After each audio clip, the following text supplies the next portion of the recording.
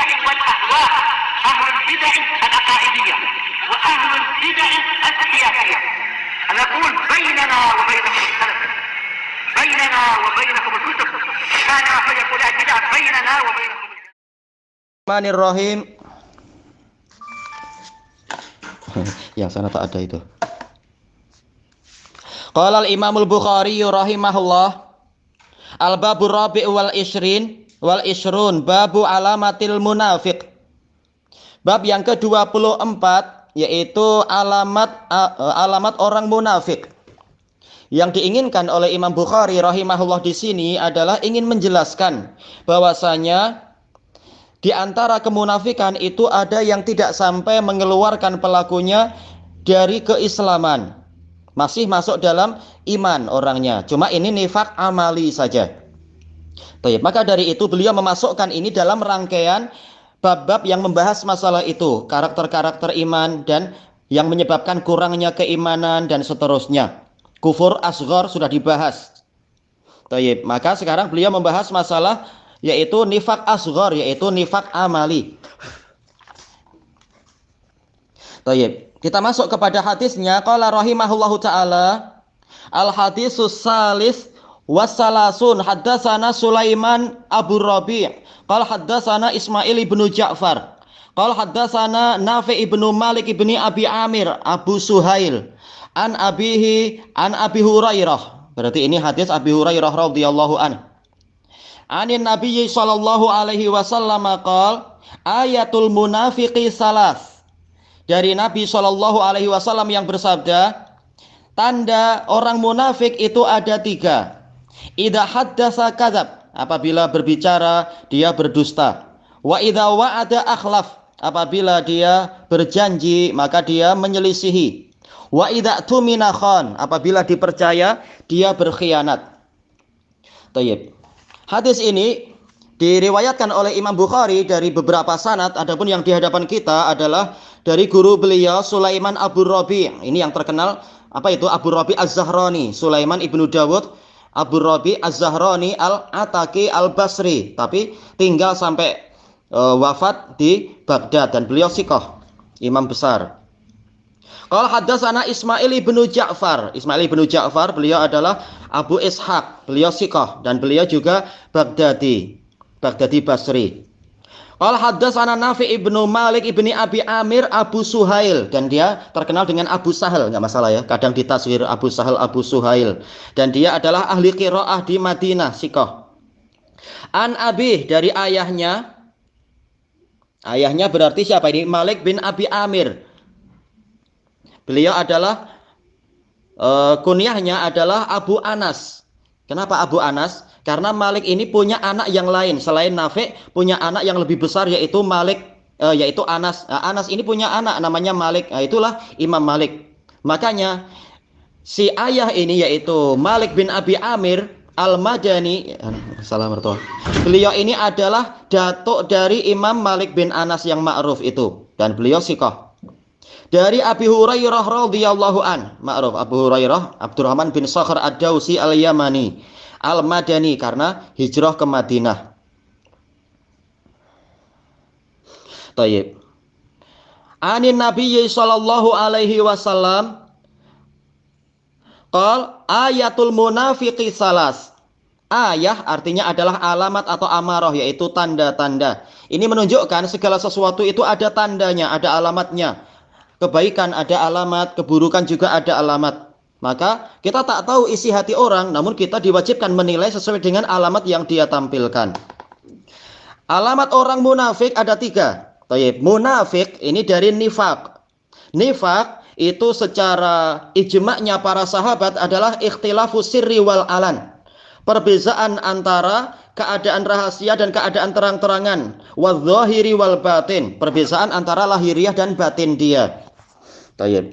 Nah, itu dikatakan nifak. Diambil dari apa? Dari nafiqah. Nafiqah itu adalah nama liang atau lubang di tanah yang dibuat oleh yarbu. Yarbu itu adalah apa istilahnya itu? Tikus kecil. Yang mana dia karena khawatir diserang oleh hewan lain, dia membuat dua lubang, satu lubang untuk masuk, lubang yang lain jauh untuk keluar. Nah, itulah orang munafik. Apabila dia diserang dari satu sisi, dia akan lari ke sisi yang lain. Nah, ini gambaran munafik. Tayyib, sekarang Rasulullah SAW menyebutkan bahwasanya alamat orang munafik ada 3. Yang pertama, idza haddasa kadzab. Apabila berbicara, dia berdusta. Ini alamat pertama. Tayyib. Al-kadzib itu adalah ikhbaru syai' bima yukhaliful waqi'. Sebagaimana dijelaskan oleh Al-Karmani, juga dijelaskan oleh An-Nawawi. Yaitu mengabarkan tentang sesuatu namun menyelisihi kenyataannya. Ya, namanya dusta. Yang kedua, wa idza wa'ada akhlaf. Apabila berjanji, dia menyelisihi. Al-wa'du yang namanya janji dijelaskan oleh Al-Karmani di dalam kitab beliau Ad-Darari, itu adalah al-ikhbaru bi fi'lil khair fil mustaqbal. Mengabarkan akan melakukan suatu kebaikan di masa hadapan. Ya, namanya berjanji. Tetapi munafik ini kalau berjanji dia menyelisihi. Makna menyelisihi adalah yaitu tidak menepati apa yang dia kabarkan untuk dia lakukan tadi. Baik, sekarang pertanyaannya bagaimana kalau dia memang semula dia ingin memberi hadiah, tapi setelah dipikir-pikir lagi, aduh duit tak cukup, tak jadilah. Apakah ini nanti dia jadi munafik? Dijelaskan oleh Ibnul Mulakin Al-Misri di dalam kitab beliau At-Tawdih, agar kita selamat dari dosa, kalau kita berjanji kita bilang insya Allah, kita nisbatkan, kita sandarkan takdir kepada Allah Ta'ala jika Allah menghendaki. Kalau kita tak bilang insya Allah, memang orang akan menuduh kita dusta nanti. Nah, kita bilang insya Allah. Sebagaimana firman Allah Ta'ala, wala taqulanna li syai'in inni fa'ilun dzalika ghadan illa ayyasha Allah. Dan janganlah engkau mengatakan sesuatu wahai Rasulullah, bahwasanya saya akan melakukan sesuatu besok hari, kecuali Anda bilang insya Allah. Kemudian yang ketiga, wa idza tumina khan. Apabila dipercaya, dia berkhianat. Uktumina, iktiman itu adalah menisbatkan seseorang pada amanah. Orangnya diberi suatu amanah, kepercayaan. Khan itu adalah yaitu menyelisihi apa yang diamanahkan kepada dirinya. Ini semua dijelaskan oleh Al-Karmani rahimahullah. Tayyib, sekarang pertanyaannya adalah di dalam Quran banyak karakter munafikun, dalam hadis juga banyak. Bahkan bicara masalah sholat isya dan sholat subuh, orang-orang munafik itu seperti ini. Bicara masalah zakat dan sedekah, munafik karakternya begini. Jadi karakter orang munafik itu banyak dalam Quran dan dalam hadis. Tapi kenapa di sini Rasulullah hanya menyebutkan 3? Dijelaskan oleh Al-Hafidz di dalam Fathul Bari. Karena dasarnya memang kembalinya pada 3 perkara ini. Sebagaimana amalan itu kembalinya pada 3 perkara. Amalan hati, amalan lisan, dan amalan anggota badan. Maka demikian pula kemunafikan ini. Idza haddasa kadzab. Jika berbicara dia dusta. Ini berarti apa? Amalan lisan. Wa idza wa'ada akhlaf. Apabila berjanji dia menyelisihi. Kata Al-Hafidz, ini kembalinya adalah kepada hati. Karena apa? Semula dia berniat atau menampakkan punya niat memberi sesuatu, tahu-tahu menyelisihi. Ini amalan hatinya rusak. Yang ketiga, wa idza tumina khan. Apabila dipercaya dia berkhianat. Ini amalan fisikal, amalan anggota badan. Jadi memang sesuai ini bahwasanya karakter kemunafikan walaupun banyak, tapi intinya pada 3 perkara ini. Tayyib. Makanya diriwayatkan oleh Imam Abu Ja'far Al-Firyabi di dalam kitab beliau Sifatun nifaq wal munafiqin, Dhammun nifaq wa sifatul munafiqin. Ana punya bukunya dulu di Damaj, bagus sekali buku itu. Meriwayatkan dari Al-Hasan, salah satu sanadnya dhaif, salah satu sanadnya sahih. Al-Hasan Al-Basri mengatakan bahwasanya inti dari kemunafikan itu adalah ikhtilafus sirri wal alan wal makhraj wal madkhal wal zahir wal batin. Yaitu perbedaan antara lahiriah dengan batiniyahnya, antara cara dia keluar dan cara dia masuk. Selalu tidak ada kesinkronan, kesesuaian. Tayyib. Dan kata beliau, kata Al-Hasan Al-Basri, inti semuanya kembali kepada satu karakter, yaitu kedustaan, suka dusta. Tayyib. Kemudian disebutkan di sini Dohirnya habis di sini ya. Apa kesimpulannya? Dijelaskan oleh Imam Al-Khattabi di dalam kitab beliau A'lamul Hadis Syarah Sahih Bukhari.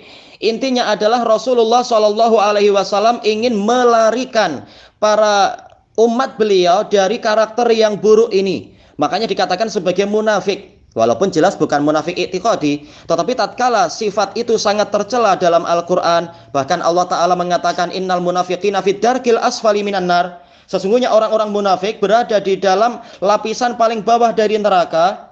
Maka Rasulullah SAW ingin umat ini lari dari sifat itu, sehingga menisbatkan 3 sifat itu kepada para munafikin, agar menjadi peringatan agar kita tidak memiliki karakter yang seperti itu. Tayyib. Sekarang bagaimana kalau orang itu, ya kita masih manusia, kita tidak maksum. Kita mungkin terkadang dusta, terkadang kita dipercaya ternyata tidak memenuhi amanah dan sebagainya. Apakah berarti kita ini munafik? Dijelaskan oleh Al-Khattabi di dalam kitab tadi. Demikian pula dijelaskan oleh At-Tibi di dalam kitab beliau, yaitu Kasfu Sarairis Sunan. Beliau mengatakan bahwasanya dia dikatakan munafik apabila selalu melakukan itu, terus-menerus melakukan itu. Bukan hanya sekali-sekala. Tiap kita mungkin ya pernah aja yang namanya dosa dan dusta ada aja. Tapi yang penting tidak terus-menerus. Dari mana kita tahu faedah itu? Ini dari isim syaratnya idza. Idza ini adalah dzarfun limastaqbala minaz zaman, masa hadapan.